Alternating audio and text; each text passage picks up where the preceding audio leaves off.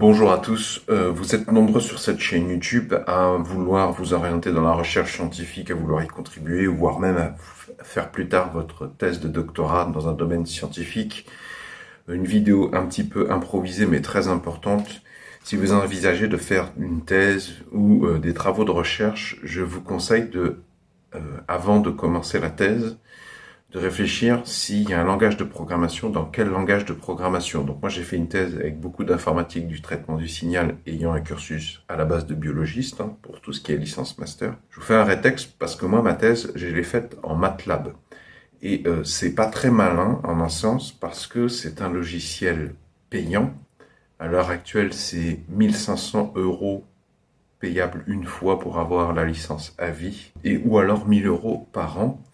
Donc déjà, c'est un logiciel payant, c'est propriétaire. Alors le gros problème, si vous voulez, c'est que à l'issue de ma thèse, j'avais développé beaucoup d'algorithmes et je me suis retrouvé coincé. Parce qu'à la fin de votre thèse ou votre travaux de recherche, de votre postdoc, d'un travail de recherche, un développement, vous avez sué sang et eau pour faire quelque chose d'opérationnel. Si vous avez fait le malheur de le faire sous MATLAB, vous serez coincé. Imaginez, vous voulez faire don. Moi, par exemple, j'ai fait des algorithmes qui sont capables de reconnaître automatiquement beaucoup de sons d'insectes, d'oiseaux, d'espèces d'amphibiens différentes. Et si je veux le donner à la LPO, par exemple, si je veux le donner à une association locale, genre le chiroptérologie, ou une autre association, le Parc national de Porquerolles, si je veux leur donner les scripts, eh ben, pardonnez-moi l'expression, mais je suis baisé et ils sont baisés aussi, parce que moi, à l'issue de ma sortie du laboratoire, soit je paye 1500 € minimum pour avoir à vie, ou 1000 € par an, ça m'exclut, ça va être compliqué. En plus, je vais mettre dans la sauce le Parc national de Porquerolles ou l'association, parce qu'ils n'ont pas les moyens, en général, quand vous faites de la préservation de la nature, enfin même dans tous les domaines scientifiques, on est obligé de se débrouiller, on n'a pas 1500 € à mettre dans des langages informatiques qui ne le justifient pas, puisque justement, par exemple, MATLAB a un équivalent bien plus puissant, mais gratuit, qui s'appelle Python. Alors, fut un temps, il y avait une alternative à MATLAB qui s'appelait Octave. Puis Octave, le projet, je le connais pas bien en détail, mais ça a été abandonné, ça a pris fin parce qu'en fait, Python a englobé Octave, puisque Python a dit mais moi je peux te faire des paquets, tu peux tout à fait incorporer tes fonctions Octave dans Python, mais dans Python tu as plein d'autres choses. Et la communauté Python est beaucoup plus puissante et forte que Octave. Puis ça servait à rien d'avoir deux choses séparées qui font la même chose en fait.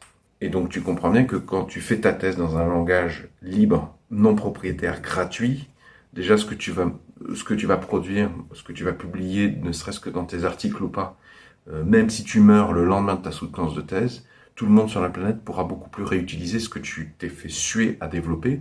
Et toi aussi, dans la suite de tes carrières professionnelles, ce sera beaucoup plus facile de trouver du job en allant même dans une énorme firme multinationale ou transnationale. Même eux, tu comprends bien que s'ils n'ont pas à payer 1000 € par an et par poste de travail, par licence ou 1500, comme ça, juste pour avoir le droit d'utiliser tes scripts parce que tu as fait la bêtise stratégique de les faire dans un langage payant MATLAB, ça les intéresse. Et encore plus, en fait, disons, tu seras beaucoup plus polyvalent si tu as développé en Python, parce que sur le plan du marché du travail, tu es beaucoup plus intéressant, même pour les entreprises privées qui ont des gros moyens. Mais en plus, tu es en 4x4, tu peux aller dans les associations, tu peux même créer des associations. C'est pas un problème, tu travailles avec un logiciel gratuit.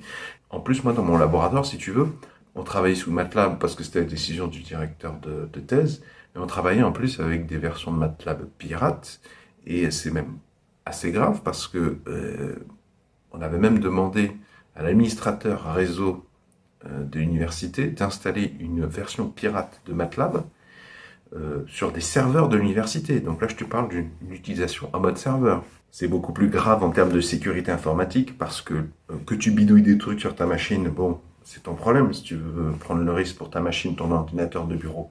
Mais là, on parlait des serveurs de l'université auxquels se connectaient plein de machines pour faire des calculs. Avec Python, il n'y aura pas ce problème de sécurité et ce cirque. Donc je t'invite à te renseigner sur Python. Il y a un jeune homme assez fantastique qui a publié une énorme formation Python. Enfin, énorme, elle n'est pas énorme, elle prend juste le temps et elle part du niveau débutant, que tu sois sur Windows, que tu sois sur Linux, que tu sois sur Mac.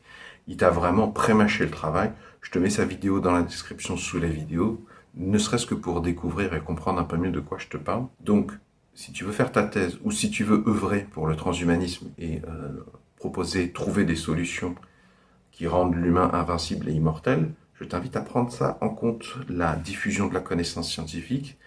Faut réfléchir en amont, ne pas se renfermer dans des logiciels payants propriétaires qui vont entraver le développement de la connaissance et te compliquer ton insertion professionnelle, nécessiter plus d'argent alors que sur le plan technique, c'est absolument pas justifié.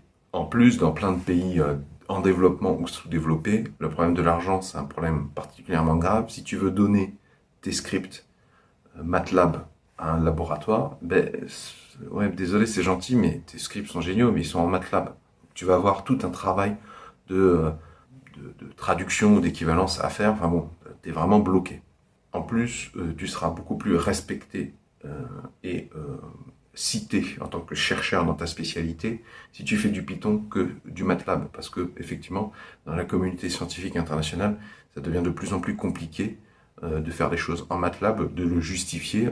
Les chercheurs qui poursuivent dans cette voie s'excluent quelque part d'eux-mêmes. C'est moins vrai pour des secteurs extrêmement spécialisés, mais encore avec le temps, ils seront amenés à disparaître parce que les rares retards que possède Python, de toute façon, avec le temps, il va les rattraper et mettre la pâtée à MATLAB. Et puis, quand tu sors de thèse en tant que chercheur, tu vas chercher du travail, même pour un postdoc, par exemple, que tu saches travailler en MATLAB, mais pas en Python, ça fait pas bonne impression. Surtout qu'en termes de difficulté d'écriture, c'est les mêmes niveaux de programmation, en fait. C'est des langages de même niveau à peu près. Ça n'a rien à voir avec si je te disais, plutôt que de travailler en MATLAB, travaille en assembleur ou en C++. Oui, non, là, il y a une différence de niveau de langage, mais dans le cas de Python MATLAB, non.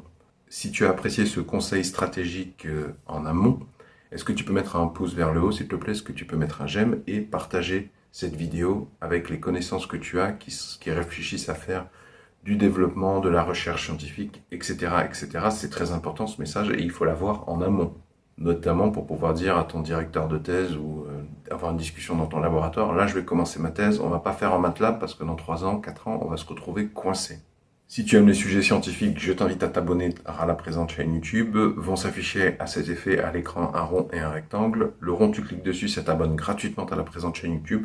Quant au rectangle, ça t'emmène vers la formation gratuite, libre d'accès sur YouTube dont je t'ai parlé. Je t'invite à cliquer et aller farfouiller. En plus, tu verras dans la description de cette vidéo, l'auteur a fait plein de timecode, enfin plein d'eurodatages, pardon, en français, qui te permettent d'aller dans toutes les sous-catégories instantanément pour chercher ce qui te correspond le mieux, ce qui éveille le plus ta curiosité.